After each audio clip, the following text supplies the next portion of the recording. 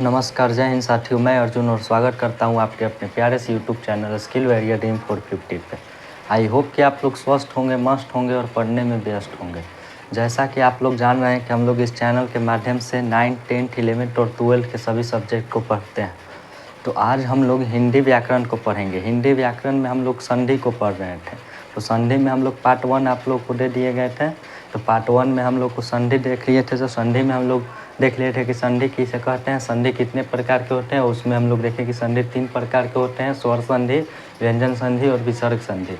तो स्वर संधि को हम लोग देख लिए थे। आज के पार्ट में हम लोग व्यंजन संधि को पढ़ेंगे। तो आज हम लोग संधि का पार्ट 2 व्यंजन संधि को देखेंगे। तो चलिए बिना देर की ये क्लास को हम लोग स्टार्ट करते हैं। सबसे पहले श्री गणेशाय नमः। गणेश जी का आशीर्वाद जीवन में बहुत ज़रूरी है। जय मां शारदे। तो आज हम लोग संधि को पढ़ेंगे। हिंदी में हम लोग संधि को पढ़ेंगे। क्या पढ़ेंगे? हिंदी व्याकरण में हम लोग संधि को पढ़ेंगे। तो संधि हम आप लोगों को समझा दिए थे कि संधि क्या है। संधि में 2 निकटतम वर्णों का मेल होता है। संधि के 3 भेद होते हैं, स्वर संधि, व्यंजन संधि और विसर्ग संधि। स्वर संधि के 5 भेद आप लोग को हम बता दिए थे। पहले बताएं कि स्वर संधि किसे कहते हैं कि जब दो स्वर मिलकर, जब 2 स्वर मिलकर किसी की कोई विकार उत्पन्न करे तो उसको हम लोग स्वर संधि कहते हैं। और हम लोग आगे बताएं कि स्वर संधि के 5 भेद होता है। कौन कौन होता है? पहला होता है दीर्घ स्वर संधि, दूसरा होता है गुण स्वर संधि, तीसरा होता है वृद्धि, चौथा होता है यन, पाँचवा होता है आदि। इन सभी को हम लोग पार्ट 1 में देख लिए थे। तो आज हम लोग उसके आगे दूसरा व्यंजन संधि को पढ़ेंगे। तो व्यंजन संधि को आज हम लोग देखेंगे। तो चलिए हेडिंग डालिए आज दूसरा व्यंजन संधि। व्यंजन संधि, व्यंजन संधि को आज हम लोग आज के क्लास में हम लोग व्यंजन संधि को पढ़ेंगे। तो चलिए व्यंजन संधि का सबसे पहले परिभाषा देखते हैं। व्यंजन संधि का परिभाषा क्या होता है कि जब व्यंजन वर्ण के साथ स्वर या इसको हम लोग यहाँ पढ़ते हैं। क्या पढ़ते हैं? यदि यहाँ पे कहीं ऐसे डॉट दिया पाई घिंचा है तो उसको हम लोग यहाँ पढ़ते हैं। स्वर या जब व्यंजन वर्ण के साथ स्वर या व्यंजन वर्ण की संधि होती है तो हम उसे जब व्यंजन वर्ण के साथ स्वर या व्यंजन की संधि होती है, उससे जो विकार उत्पन्न होता है उससे हम उसे व्यंजन संधि कहते हैं। क्या कहते हैं? व्यंजन संधि कहते हैं। तो आई होप कि आप लोग समझ गए होंगे कि जब व्यंजन वर्ण के साथ कोई भी व्यंजन वर्ण के साथ या तो स्वर या तो व्यंजन वर्ण जुड़े तो उससे जो विकार उत्पन्न हो उसको हम लोग कैसा संधि कहेंगे? व्यंजन संधि। कौन संधि कहेंगे? व्यंजन संधि। तो देखिए अर्थार्थ आप लोग समझने के लिए यहाँ पे देखिए कैसे होता है। अर्थार्थ में यहाँ पे देखिए कैसे होता है। जैसे कि हो गया, पहले हो गया व्यंजन, तो व्यंजन वर्ण हो गया, एगो यहाँ व्यंजन हो गया। व्यंजन के साथ या तो स्वर है या तो व्यंजन है और इससे जो विकार उत्पन्न हो ना उसी को हम लोग क्या कहते हैं? व्यंजन संधि कहते हैं। क्या कहते हैं? पहला वर्ण व्यंजन होगा और व्यंजन के साथ या तो स्वर है और या तो व्यंजन है। क्या है? या तो स्वर है या तो व्यंजन है। तो व्यंजन वर्ण के साथ कोई भी स्वर या व्यंजन वर्ण जुड़ता है और उससे जो विकार उत्पन्न होता है उस संधि को हम लोग क्या कहते हैं? व्यंजन संधि कहते हैं। तो आई होप कि आप लोग व्यंजन संधि समझ गए होंगे। जैसे कि कुछ उदाहरण देखिए यहाँ पर। जैसे में देखिए डिक प्लस अंबर, डिक प्लस अंबर, तो डिक प्लस अंबर हो जाता है दिगंबर। क्या हो जाता है? दिगंबर। देखिए अभी दिगंबर हो जाता है। क्या हो जाता है? दिगंबर। डिक प्लस अंबर बराबर दिगंबर हो जाता है। ठीक उसी प्रकार और देख लीजिए, और हो जाता है पम प्लस चम, पम प्लस चम बराबर पंचम हो जाता है। क्या हो जाता है? पंचम। तो और कई उदाहरण है उसको हम लोग यहाँ पे भी बताएंगे कि क में अ जुड़ा तो ग कैसे हो गया, म में च जुड़ा तो म अन कैसे हो गया, उसको हम लोग अभी संधि के नियम में पढ़ेंगे। क्या पढ़ेंगे? नियम में पढ़ेंगे। तो आई होप कि आप लोग व्यंजन संधि समझ गए होंगे। व्यंजन संधि किसे कहते हैं कि जब व्यंजन वर्ण के साथ स्वर या व्यंजन वर्ण की संधि होती है और उससे जो विकार उत्पन्न हो, उससे जब व्यंजन वर्ण के साथ स्वर या व्यंजन वर्ण की संधि होती है और उससे जो विकार उत्पन्न होता है उस संधि को हम लोग व्यंजन संधि कहते हैं। कौन सी संधि कहते हैं? व्यंजन संधि कहते हैं। जैसे कि डिक प्लस अम्बर, तो देखिए डिक में सब इसका अंतिम वन क्या है? क है, तो यह व्यंजन वन है। और व्यंजन वन के साथ यहाँ पे देखिए स्वर वन जुड़ा है, तो व्यंजन वन के साथ स्वर वन जुड़ा है, तो इस संधि को क्या कहेंगे? व्यंजन संधि कहेंगे। कौन सी संधि कहेंगे? व्यंजन संधि। ठीक उसी प्रकार यहाँ पे देखिए म जो है व्यंजन वन है और व्यंजन वन के बाद च है, तो यह कोई व्यंजन के साथ व्यंजन जुड़ा है, तो इसको हम लोग कहेंगे व्यंजन संधि। तो आई होप कि आप लोग इतना समझ गए होंगे कि व्यंजन संधि में व्यंजन वन के साथ स्वर या व्यंजन का मेल होता है, उससे जो विकार उत्पन्न होता है उसी को हम लोग व्यंजन संधि कहते हैं। तो इतना में आप लोगों को कोई दिक्कत नहीं हो रहा होगा। इसको हम लोग अब इरेज करते हैं।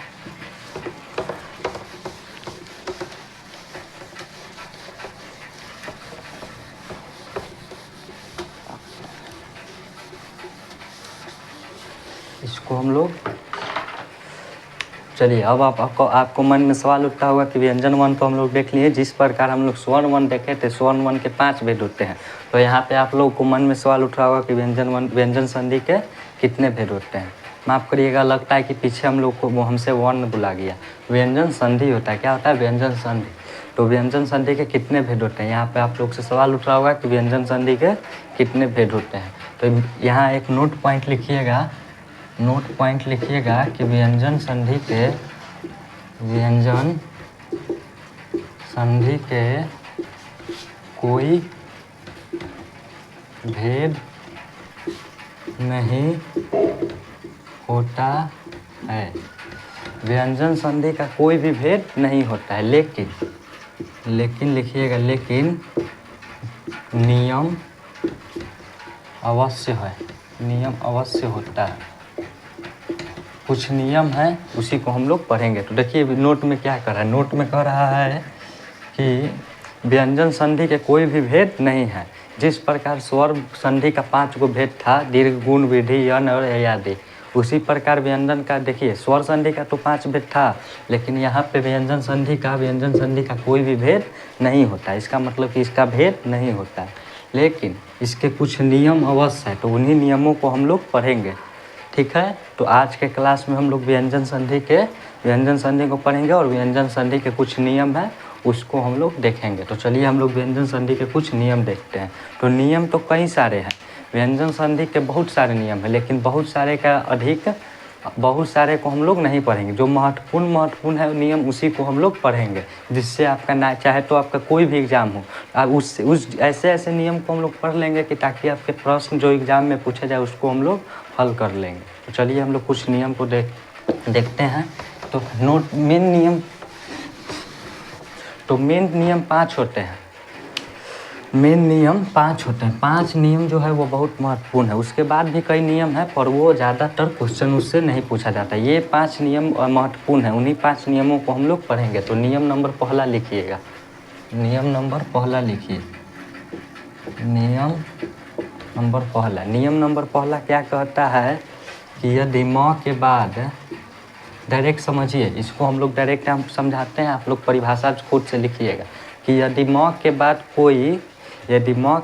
कोई व्यंजन स्वर या म के बाद कोई वर्ण आए, यदि म के बाद, देखिए म हलंत के बाद कोई वर्ण आए, या तो वह स्वर वर्ण हो या तो वह व्यंजन वर्ण हो। ठीक है, म के बाद कोई स्वर या व्यंजन आए, देखिए डायरेक्ट यहाँ पे ऐसे लिखे स्वर या व्यंजन। म के, देखिए यहाँ ठीक से देखते हैं। नियम नंबर पहला क्या कहता है कि म हलंत के बाद कोई स्वर या व्यंजन आए, स्वर या व्यंजन आए। यदि म के बाद कोई स्वर या व्यंजन आए तो म अनुस्वार में बदल जाता है। किस में बदल जाता है? अनुस्वार में। म हलंत के बाद कोई भी स्वर या व्यंजन आए तो म अनुस्वार में बदल जाता है। किस में बदल जाता है? रुक जाओ 10 मिनट। म जो है अनुस्वार में बदल जाता है। किस में बदल जाता है? अनुस्वार में। जैसे देखिए पम प्लस चम बराबर हो जाता है पंचम। देखिए यहाँ पे क्या हुआ, यहाँ पे म हलंत है और म हलंत के बाद कोई व्यंजन आ गया, तो म हलंत के बाद कोई व्यंजन आ गया तो यहाँ पे म जो है अनुस्वार में बदल जाता है। किस में बदल जाता है? अनुस्वार में। ठीक उसी प्रकार और देखिए सम प्लस योग, क्या है? सम प्लस योग। तो यहाँ पे देखिए म हलंत के बाद कोई व्यंजन आया है, कोई वर्ण आया है, तो म जो है अनुस्वार में बदल जाएगा। किस में बदल जाएगा? अनुस्वार में। तो देखिए क्या हो जाएगा, सम प्लस योग बराबर संयोग हो जाएगा। क्या हो जाएगा? संयोग। ठीक उसी प्रकार हो जाएगा सम प्लस सार। क्या? सम प्लस सार। तो क्या हो जाएगा? देखिए म के बाद कोई स्वर या व्यंजन है तो म के बाद व्यंजन है तो यह म जो है अनुस्वार में बदल जाएगा, तो हो जाएगा संसार। क्या हो जाएगा? संसार। ठीक उसी प्रकार और देखिए उदाहरण, और कितने और कोई उदाहरण लेते हैं हम लोग। क्या हो जाएगा उदाहरण? म के बाद जैसे में हो जाएगा अहम प्लस कार। क्या हो जाएगा? अहम प्लस कार। अहम प्लस कार। तो देखिए यहाँ पे म हलंत के बाद क है, तो म हलंत के बाद क है तो यहाँ म जो है वो अनुस्वार में बदल जाएगा, तो अहंकार हो जाएगा। क्या हो जाएगा? अहंकार। तो आई होप कि आप लोग यह नियम नंबर पहला समझ गए होंगे कि म हलंत के बाद कोई भी स्वर या व्यंजन है, यदि म हलंत के बाद, हलंत का मतलब होता है आधा। क्या होता है? कोई भी वर्ण में अगर हलंत लग जाए तो उसका अर्थ हो जाता है आधा, तो यहाँ होता है आधा म। तो म हलंत के बाद कोई भी स्वर या व्यंजन वर्ण आए तो म जो है अनुस्वार में बदल जाता है। किस में बदल जाता है? अनुस्वार में। जैसे देखिए पम प्लस चम, यहाँ पे म और च मिलकर म जो है यहाँ पे अन्न में बदल लिया गया। चूँकि म के बाद कोई वर्ण आया है, वे स्वर या व्यंजन वर्ण है, तो यहाँ पे म जो है अनुस्वार में बदल जाता है। यहाँ पे देखिए सम प्लस योग, तो म हलंत है पर बाद में कोई स्वर या व्यंजन है तो म जो है अनुस्वार में बदल जाएगा। ठीक उसी प्रकार सम प्लस सार तो हो जाएगा संसार। अहम प्लस कार तो अहंकार। समझे? म जो है अनुस्वार में बदल जाएगा। इसके और भी कई उदाहरण है, देखिए कौन कौन है। सम प्लस देश, सम प्लस देश तो हो जाएगा संदेश। क्या हो जाएगा? संदेश। तो आई होप कि आप लोग समझ रहे होंगे। और भी कई उदाहरण जैसे सम प्लस पूर्ण, सम प्लस पूर्ण तो हो जाएगा संपूर्ण। क्या हो जाएगा? संपूर्ण। अब ये आसान है, कोई के किसी भी वर्ण में म और म के बाद कोई स्वर या व्यंजन है तो म को हम लोग अनुस्वार में बदल देते हैं। तो इतना आप लोग समझ गए होंगे, इसमें आप लोगों को कोई दिक्कत नहीं होगा। चलिए अब हम लोग नियम नंबर दूसरा देखते हैं। नियम नंबर दूसरा क्या कहता है? नियम नंबर दूसरा को हम लोग देखेंगे।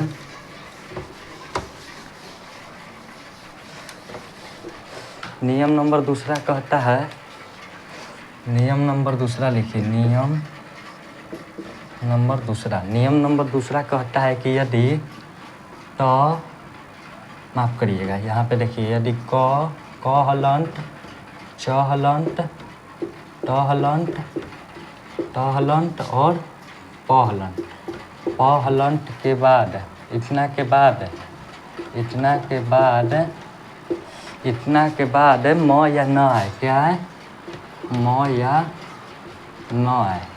यदि क हलंत, च हलंत, ट हलंत, प हलंत के बाद म या न आए तो ये जो क च ट प है ना, ये किस में बदल जाता है? अपना पाँचवा में बदल जाता है। किस में? ये जो क है ना, क तो यह कवर का, देखिए क जो है कवर का है, च जो है चवर का है, ट जो है टवर का है, ट जो है टवर का है, प जो है पवर का है। ये आप लोगों को वर्ण में हम आप लोग को बताए थे कि वर्ग 5 होते हैं, कवर्ग, चवर्ग, तवर्ग, तवर्ग, पवर्ग।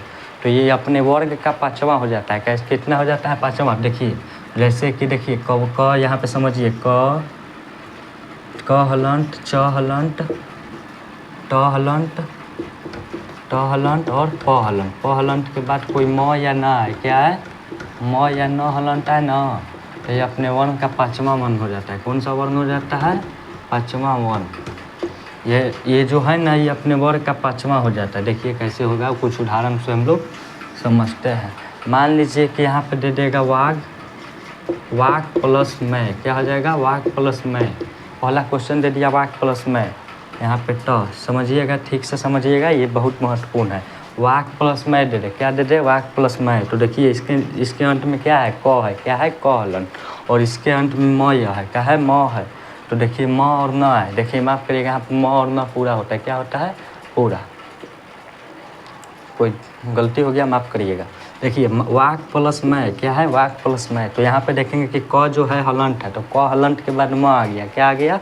म। तो हम लोग पढ़े थे कि क च ट प के बाद यदि म और न आए तो अपने वर्ग का पाँचवा वर्ण हो जाता है। कितना? कौन सा वर्ण हो जाता है? पाँचवा। तो देखिए ये कौन से वर्ग का है, क जो है कवर्ग का है, तो कवर्ग का पाँचवा वर्ण कौन होगा, क ख ग घ अंग। तो हो जाएगा यहाँ पे देखिएगा वाग्मय हो जाएगा, क्या हो जाएगा, अंग हो जाएगा। क ख का अंग होगा ना पाँचवा, तो वाग्मय हो जाएगा, अंग लिख देंगे, समझे हैं। आई होप कि आप लोग ये समझ गए होंगे। ठीक उसी प्रकार और उदाहरण है, और उदाहरण को हम लोग देखते हैं। यदि क च ट प के बाद देखिए और उदाहरण इसका कहाँ है, और इसका उदाहरण देखिए,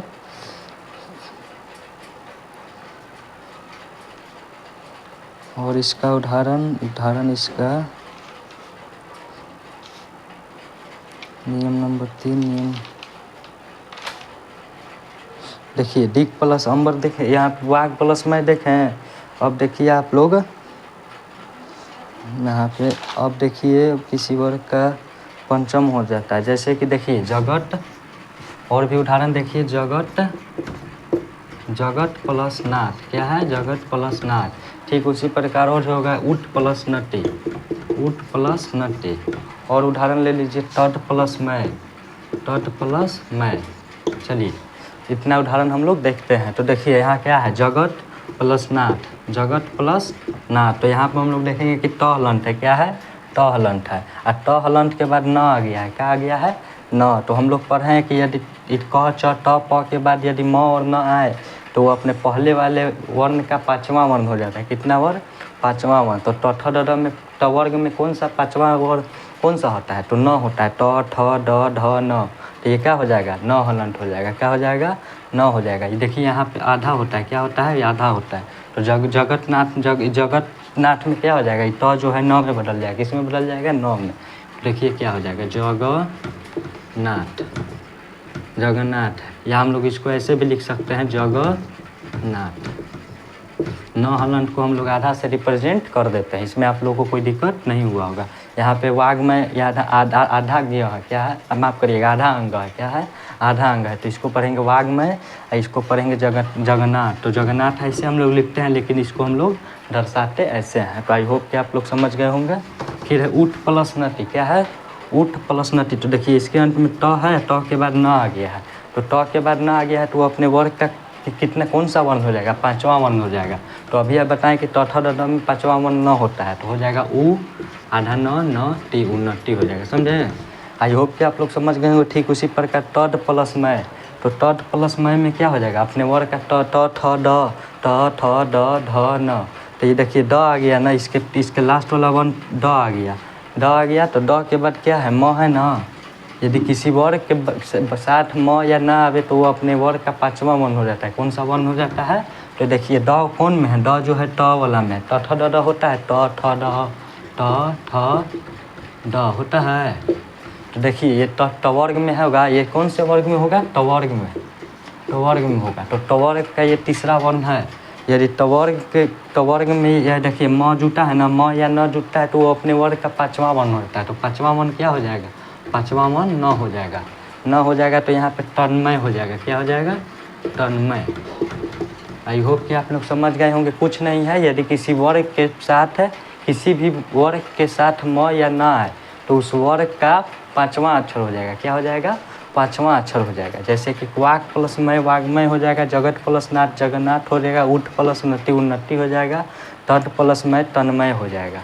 आई होप कि आप लोग इतना समझ गए होंगे, इसमें आप लोगों को कोई दिक्कत नहीं हुआ होगा। तो नियम नंबर दूसरा आप लोग समझ गए होंगे। अब हम लोग चलते हैं नियम नंबर तीसरा की ओर।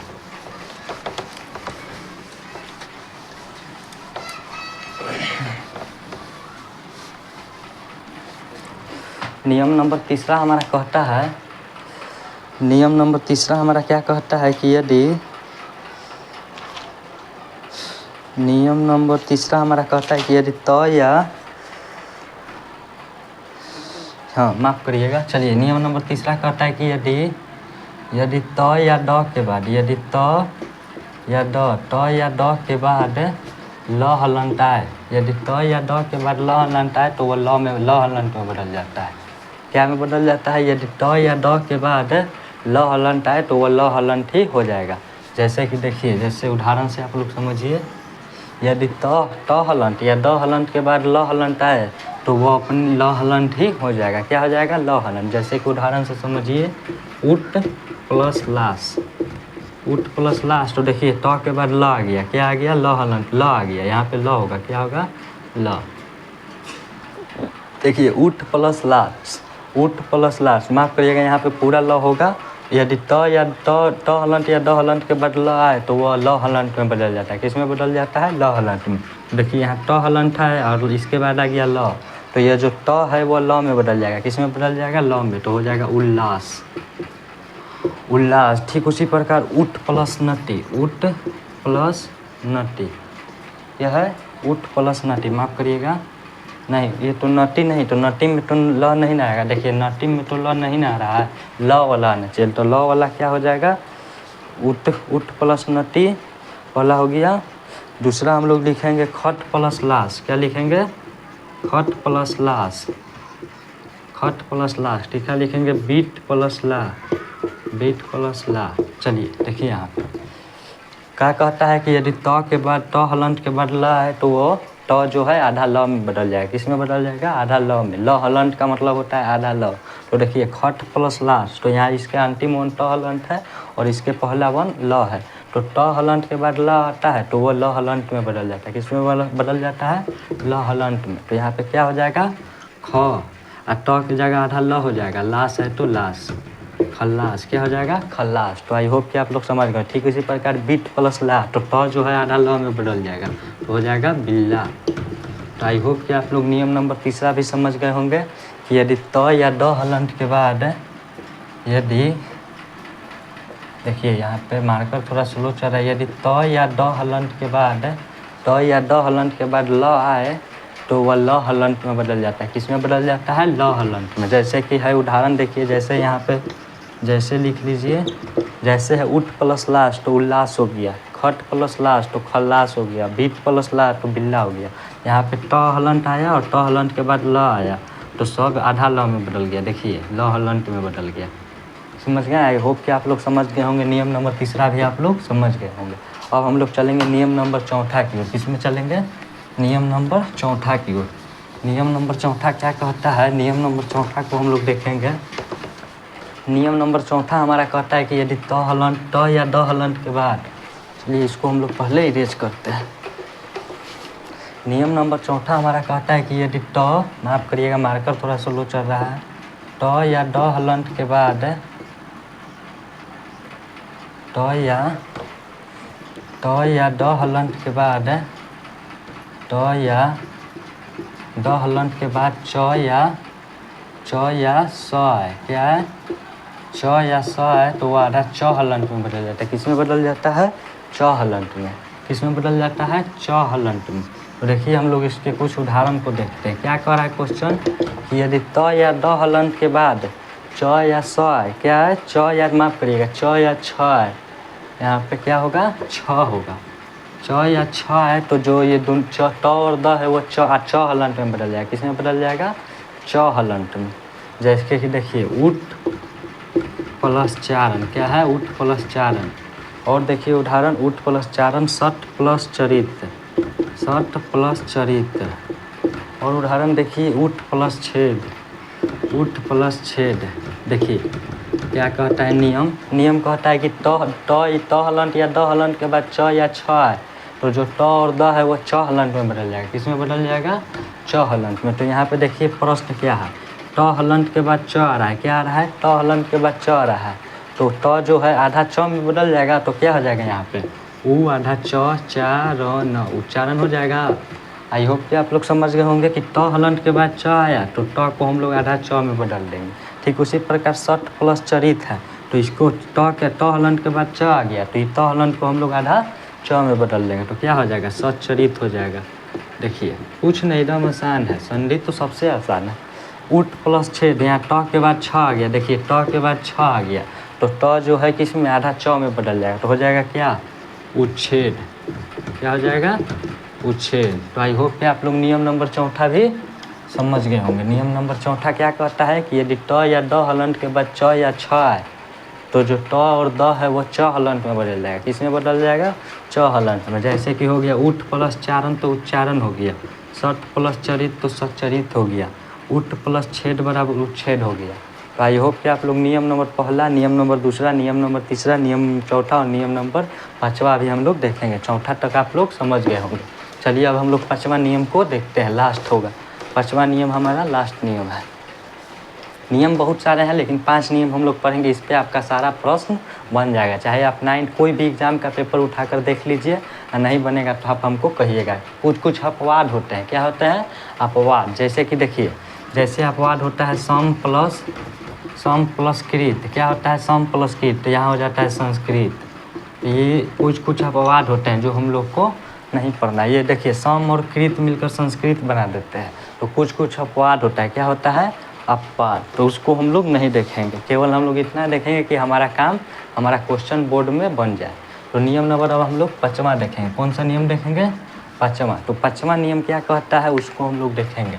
5वां नियम कहता है कि यदि कहलंट, चहलंट, टहलंट या टहलंट या पहलंट के बाद जोर लग गया, यानी कि उसके बाद क्या? उसके बाद यदि उसके बाद स्वर्णवन, क्या? स्वर्णवन या यरलव या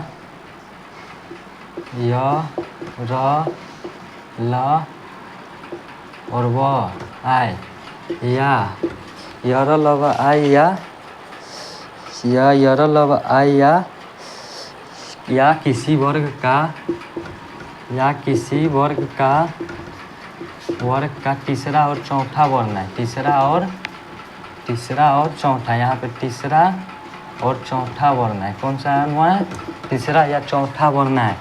यदि क च ट कहलंट, चहलंट, कहलंट, चहलंट, टहलंट, पहलंट, टहलंट के बाद स्वर्णवन, या तो स्वर्णवन, इसके बाद या तो स्वर्णवन या तो यरलव। यरलव को हम लोग अंतस्थ व्यंजन कहते हैं। इसको आप लोग को वर्ण के क्लास में पढ़ाए थे। या इसके बाद इतने वर्ण के बाद कहलंट, टहलंट, चहलंट, इस सब के बाद या तो स्वर्णवन है, या तो यरलव है, या तो किसी वर्ग का या तीसरा या चौथा वर्ण है। तीसरा या चौथा वर्ण का मतलब है जैसे कि कवर्ग का, देखिए कवर्ग का तीसरा वर्ण हो जाता है ग और घ। ठीक उसी प्रकार चवर्ग, यहाँ कवर्ग में तीसरा वर्ण हो गया ना, ग और घ, इसका तीसरा वर्ण ग होता है। तो ये हो गया तीसरा या चौथा वर्ण। ठीक उसी प्रकार चवर्ग में हो जाएगा, चवर्ग में क्या हो जाएगा? च, छ, ज और झ। आई होप कि आप लोग समझ गए होंगे कि तीसरा या चौथा वर्ण का मतलब क्या है। तो किसी भी वर्ग के कहलंट, चहलंट, टहलंट, पहलंट के बाद या तो स्वर्णवन है, या तो यरलव है, या तो किसी वर्ग का तीसरा या चौथा है, तो वह किस में बदल जाता है? वह अपने वर्ग का तीसरा में बदल जाता है। वर्ग का तीसरा लिख देते हैं यहाँ पे, तीसरा वर्ण हो जाता है। कौन सा वर्ण हो जाता है? तीसरा वर्ण हो जाता है। यहाँ पे इसको हम लोग देखते हैं कैसे होगा, देखते हैं। यदि कहलंट, चहलंट, टहलंट, टहलंट और पहलंट के बाद कोई भी स्वर है, या तो कोई स्वर आ जाए, या तो कोई यरलव में से कोई आ जाए, या तो कोई किसी वर्ग का तीसरा या चौथा वर्ण है, तो वह किस में बदल जाता है? अपने वर्ग का तीसरा में बदल जाता है। तो देखिए इसके कुछ उदाहरण को हम लोग देखते हैं। जैसे कि उदाहरण हो जाएगा, जैसे में देखिए यहाँ पे होगा जगत प्लस, देखिए उदाहरण हम लोग देखेंगे सट प्लस दर्शन। क्या देखेंगे? सट, माफ़ करिएगा मार्कर थोड़ा स्लो चल रहा है, मार्कर थोड़ा स्लो। सट प्लस आनंद, पहला उदाहरण हो गया सट प्लस आनंद। दूसरा हो जाएगा सट प्लस आचार। तीसरा उदाहरण हो जाएगा पर सट प्लस दर्शन। चौथा उदाहरण हम लोग देखेंगे सट प्लस आचार, देख लिए सट प्लस आचार देख लिए ना। चौथा देखेंगे सट प्लस यंट। चलिए तो इसको हम लोग देखते हैं क्या कहता है नियम कि यदि क, च, ट, प के बाद या तो कोई स्वर वर्ण, या तो यरलव, या तो किसी व्यंजन वर्ण का किसी चौथा या तीसरा या चौथा वर्ण है, तो वो किस में बदल जाता है? अपने वर्ग का तीसरा में बदल जाता है। किस में बदल जाता है? तीसरा में।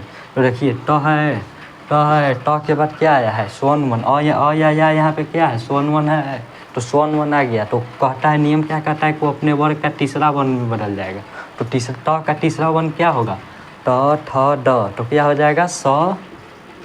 ड प्लस आनंद, तो सदानंद हो जाएगा। क्या हो जाएगा? सदानंद। तो आई होप कि आप लोग समझ गए होंगे कि सदानंद कैसे होगा। सदानंद हो जाएगा। क्या हो जाएगा? सदानंद हो जाएगा। ठीक उसी प्रकार सट प्लस आचार है, तो ट किस में बदल जाएगा? ट ठ ड में बदल जाएगा, हो जाएगा यहाँ पे सदाचार। क्या हो जाएगा? माफ़ करिएगा, मार्कर थोड़ा स्लो चल रहा है। सदाचार हो जाएगा। क्या हो जाएगा?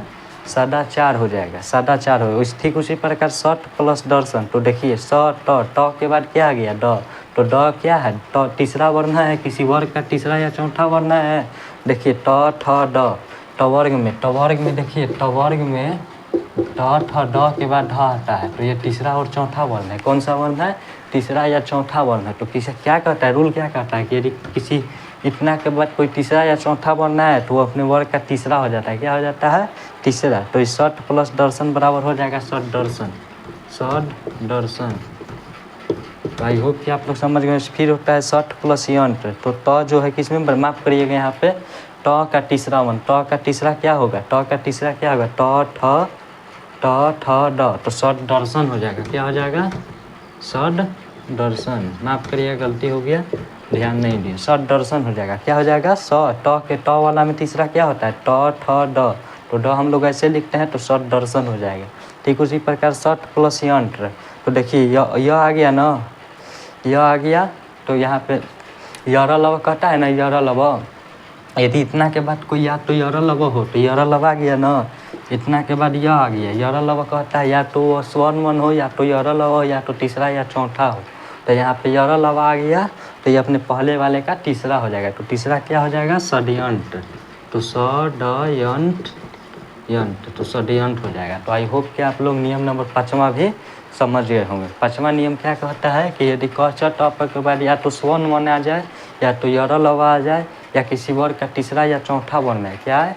तीसरा या चौथा वर्ण, तो वो अपने वर्ग का तीसरा वर्ण हो जाएगा। कौन सा वर्ण हो जाएगा? तीसरा वर्ण। तो जैसे कि यहाँ पे देखिए सट प्लस आनंद तो सदानंद, सट प्लस आचार बराबर सदाचार, सट प्लस दर्शन बराबर सट दर्शन, सट प्लस यंत्र बराबर षड्यंत्र। ठीक है, आई होप कि आप लोग समझ गए होंगे। तो इसको हम लोग इरेज करते हैं। तो इसी के साथ आपका व्यंजन 1 समाप्त होता है। क्या होता है? व्यंजन 1 समाप्त। तो आप लोगों को हम क्या क्या बताएं आज, उसको हम लोग अभी देखेंगे। अभी हम आप लोगों को बताएं कि व्यंजन संधि किसे कहते हैं। व्यंजन संधि किसे कहते हैं उसको हम लोग बताएं कि व्यंजन 1 के बाद कोई भी स्वर या व्यंजन है, उससे जो भी कार्य उत्पन्न हो उसको हम लोग व्यंजन संधि कहते हैं। फिर हम आप लोग को बताएं कि व्यंजन संधि का कोई भी भेद नहीं होता है, लेकिन कुछ नियम अवश्य हैं। ठीक है, तो व्यंजन संधि के बहुत सारे नियम होते हैं, लेकिन मुख्य रूप से हम लोग 5 नियम के बारे में पढ़ते हैं। तो नियम नंबर पहला हम लोग पढ़े कि यदि म के बाद कोई भी व्यंजन आए तो म अनुस्वार में बदल जाता है। क्या बदल जाता है? यदि म के बाद कोई भी व्यंजन आए, म के बाद कोई भी वर्ण आए तो म अनुस्वार में बदल जाता है। नियम नंबर पहला यह था। नियम नंबर पहला यह पढ़े कि म के बाद कोई भी वर्ण है तो म जो है अनुस्वार में बदल जाएगा। म किस में बदल जाएगा? अनुस्वार में। नियम नंबर दूसरा पढ़े कि ट के बाद, माफ़ करिएगा मार्कर स्लो उग रहा है, ट या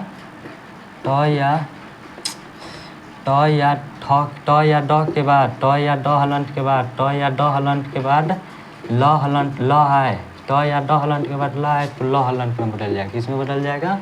ल हलंत में। ट या ड हलंत के बाद ल आए तो ट और द किस में बदल जाएगा? ल हलंत में बदल जाएगा। किस में बदल जाएगा? ल हलंत में। फिर तीसरा नियम हमारा कहता है कि यदि त या ड हलंत के बाद, च या छ आए, तो वो च हलंत में बदल जाएगा। किस में बदल जाएगा? त या ड के बाद च या छ आ जाए तो त और द है जो वो किस में बदल जाएगा? च हलंत में बदल जाएगा। किस में बदल जाएगा?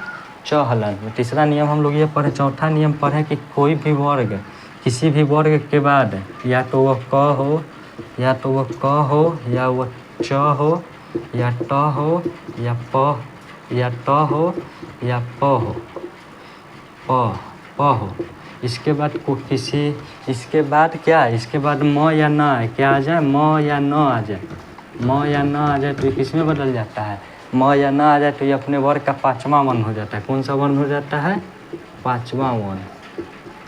ये जोन से वर्ग क्या आएगा ना, उसके बाद यदि म या न आए तो वो ये सब में से जोन सा मान लीजिए कि क के साथ म जुड़ा है तो वो अंग हो जाएगा।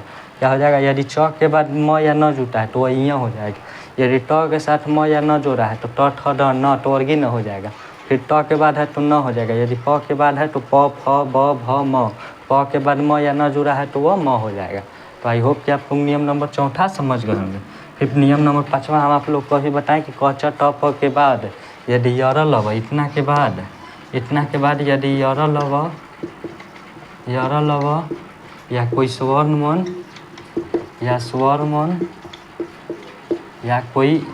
या किसी वर्ग का तीसरा या चौथा वर्ण, अभी बताए थे वही 5वां नियम, किसी वर्ग का तीसरा या चौथा वर्ण है तो वो अपने वर्ग का तीसरा वर्ण हो जाएगा। कौन सा वर्ण हो जाएगा? तीसरा वर्ण हो जाएगा। यह भी हम आप लोग को समझाएं, तीसरा वर्ण हो जाएगा। तो आई होप कि आप लोग ये 5 नियम को समझ गए होंगे। इन 5 नियमों को आप लोग फॉलो कीजिएगा। कोई भी संधि हो, व्यंजन संधि का कोई भी उदाहरण हो, आराम से बन जाएगा एग्जाम में। तो आई होप कि आप लोग इस क्लास से कुछ सीखे होंगे। तो यदि हमारे क्लास से कुछ भी सीखे हो तो नीचे कमेंट में ज़रूर बताएं कि इस क्लास से आप लोग क्या सीखें। तो मिलते हैं अब अगले पार्ट में। अगले पार्ट में हम लोग देखेंगे विसर्ग संधि को, चूँकि स्वर संधि के 3 भेद होते हैं। माफ़